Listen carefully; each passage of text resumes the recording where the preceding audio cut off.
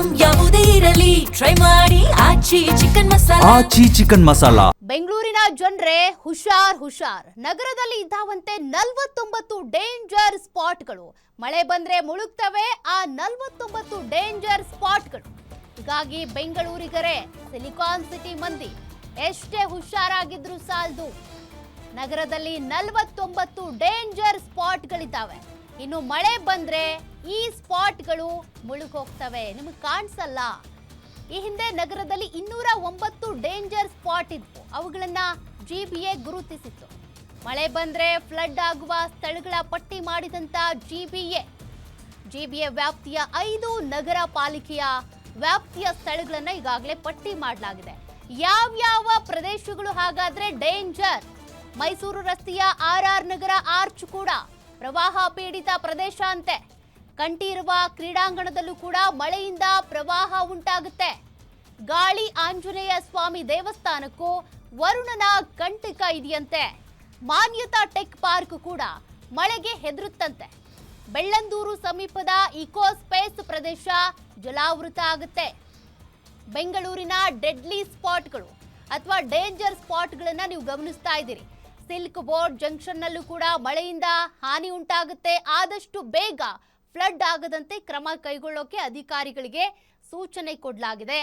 ಒಂದಷ್ಟು ಪ್ರದೇಶಗಳನ್ನ ನೀವು ಕೂಡ ವಿಜುವಲ್ಸ್ ಅಲ್ಲಿ ಗಮನಿಸಬಹುದು. ಜಿಬಿಎ ಮುಖ್ಯ ಆಯುಕ್ತ ಮಹೇಶ್ವರ್ ರಾವ್ರಿಂದ ಅಧಿಕಾರಿಗಳಿಗೆ ಸೂಚನೆ ಹೋಗಿದೆ. ತಿಂಗಳಾಂತ್ಯಕ್ಕೆ ಕ್ರಮ ಕೈಗೊಂಡಿರುವ ಕುರಿತು ವರದಿ ನೀಡಬೇಕು ಅಂತ ಕೂಡ ತಾಕೀತು ಕೊಡಲಾಗಿದೆ.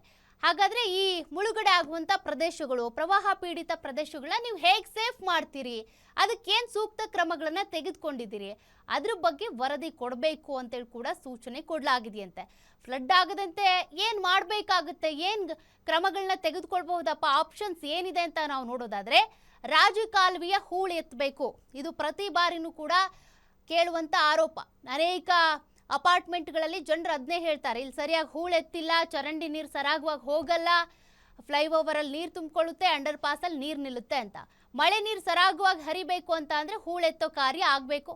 ಇನ್ನು ಚರಂಡಿಯಲ್ಲೂ ಕೂಡ ಹೂಳು ತೆಗಿಬೇಕು. ಮಳೆ ನೀರು ಪೈಪ್ಲೈನ್ ಸರಿಪಡಿಸಬೇಕಾಗುತ್ತೆ. ಫ್ಲಡ್ ಆಗೋಕೆ ಕಾರಣ ಏನು ಅನ್ನೋದನ್ನ ಹುಡುಕ್ಬೇಕಾಗುತ್ತೆ. ಎಲ್ಲೆಲ್ಲಿ ಅವೈಜ್ಞಾನಿಕ ಕಾಮಗಾರಿಗಳಾಗಿದೆ, ನೀರು ಹರಿಯೋದಕ್ಕೆ ಸರಾಗವಾಗಿ ಯಾವ ರೀತಿ ನಾವು ಅಲ್ಲಿ ವ್ಯವಸ್ಥೆ ಮಾಡಬಹುದು. ಈಗ ತಡೆಗೋಡೆ ಕಟ್ಟಿರ್ತಾರೆ, ರಭಸವಾಗಿ ಮಳೆ ಬರುತ್ತೆ, ನುಗ್ಗುತ್ತೆ, ತಡೆಗೋಡೆನೇ ಕುಸಿದು ಬೀಳುತ್ತೆ. ಆ ತಡೆಗೋಡೆ ಕುಸಿದು ಬೀಳೋದಕ್ಕೆ ಕಾರಣ ಏನು? ನೀರು ಇಲ್ಲಿ ಯಾಕೆ ಹರಿದು ಬಂತು? ಎಲ್ಲ ಅವೈಜ್ಞಾನಿಕ ಕಾಮಗಾರಿ ಆಗಿದೆ. ಆ ತಡೆಗೋಡೆ ಅವೈಜ್ಞಾನಿಕವಾಗಿ ನಿರ್ಮಾಣ ಆಯ್ತಾ? ಇದೆಲ್ಲವನ್ನು ಕೂಡ ಗಮನ ಹರಿಸಬೇಕು. ಒಂದು ಮಳೆಯಿಂದಾಗಿ ಇಷ್ಟೆಲ್ಲ ಅವಾಂತರ ಆಗಿ 7 ಮಂದಿ ಮೃತಪಟ್ಟಿದ್ದಾರೆ. ಬೇರೆ ಬೇರೆ ಕಡೆ ವಿದ್ಯುತ್ ಶಾಕ್ನಿಂದಾಗಿ ಮೃತಪಟ್ಟಿದ್ದಾರೆ. ಇನ್ನೂ ಕೂಡ ಜಿಬಿಎ ಎಚ್ಚೆತ್ತುಕೊಂಡಿಲ್ಲ ಅಂತ ಅಂದ್ರೆ ಜನರ ಜೀವದ ಜೊತೆಗೆ ಚೆಲ್ಲಾಟ ಆಡುವಂತ ಕೆಲಸ ಮಾಡ್ತಿದ್ದೀರಿ ಅನ್ನೋದನ್ನ ನೇರವಾಗಿನೇ ಆರೋಪ ಮಾಡಬಹುದು. ಫ್ಲಡ್ ಆದ್ರೆ ಅದನ್ನ ನಿರ್ವಹಣೆ ಮಾಡೋದಕ್ಕೂ ಸಾಮರ್ಥ್ಯ ಇಲ್ಲ, ಫ್ಲಡ್ ಆಗದೆ ಇರೋ ರೀತಿಯಾಗಿ ತಡೆಯೋದಕ್ಕೂ ನಿಮ್ಗೆ ಆಗಲ್ಲ ಅಂತ ಅಂದ್ರೆ ಇನ್ನೇನು ಬ್ರ್ಯಾಂಡ್ ಬೆಂಗಳೂರು ಮಾಡ್ತೀರಾ?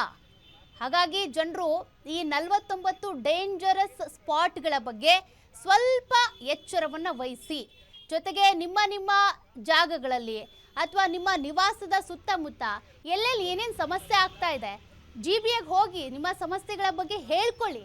ಸಮಸ್ಯೆ ಪರಿಹಾರ ಆಗೋವರೆಗೂ ಬಿಡಬೇಡಿ ನೀವು.